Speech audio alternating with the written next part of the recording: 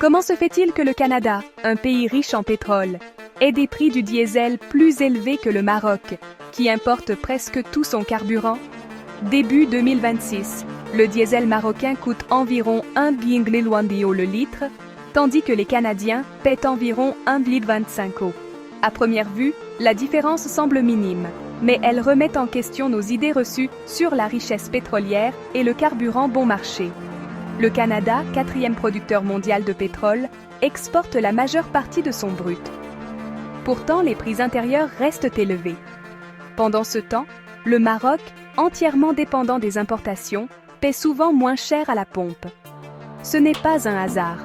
C'est une tendance constante enracinée dans des différences économiques et politiques plus profondes.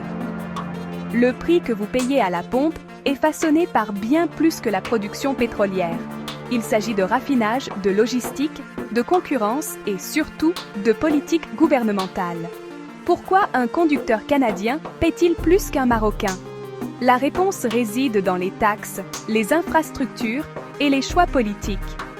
Cette comparaison prépare le terrain pour un examen plus approfondi de la façon dont deux pays très différents aboutissent à des résultats aussi surprenants.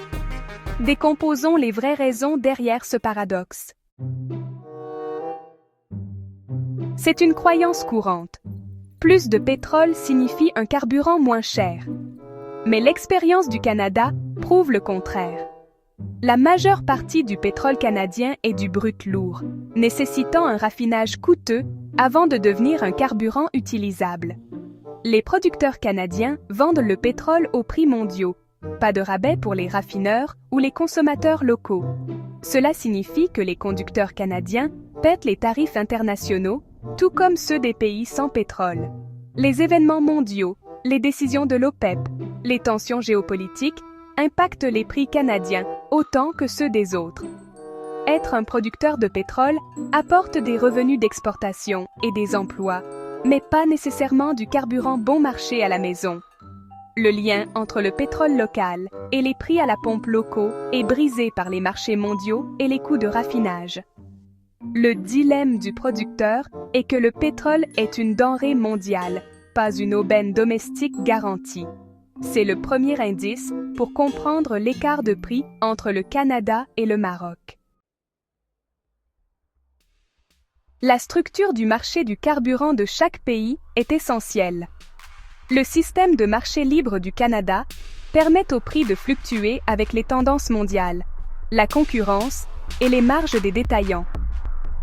Il n'y a pas de tampon gouvernemental. Lorsque les prix du pétrole montent en flèche, les Canadiens le ressentent immédiatement. Le Maroc, par contre, a une histoire d'intervention gouvernementale.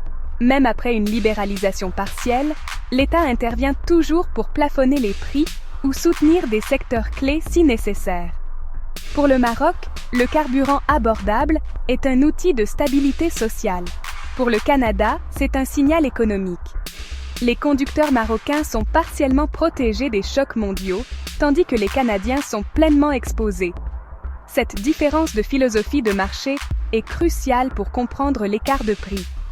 Au Maroc, les prix du carburant sont politiques. Au Canada, ils sont économiques. L'écart de prix reflète deux priorités nationales différentes. Le Canada se concentre sur la lutte contre le changement climatique, utilisant des prix du carburant élevés et des taxes sur le carbone pour pousser les consommateurs vers des choix plus écologiques. Le carburant cher fait partie du plan, douloureux, mais nécessaire pour un avenir plus propre. La priorité du Maroc est la stabilité sociale et le développement économique. Le diesel alimente son économie. Des hausses de prix soudaines risquent des troubles et des difficultés.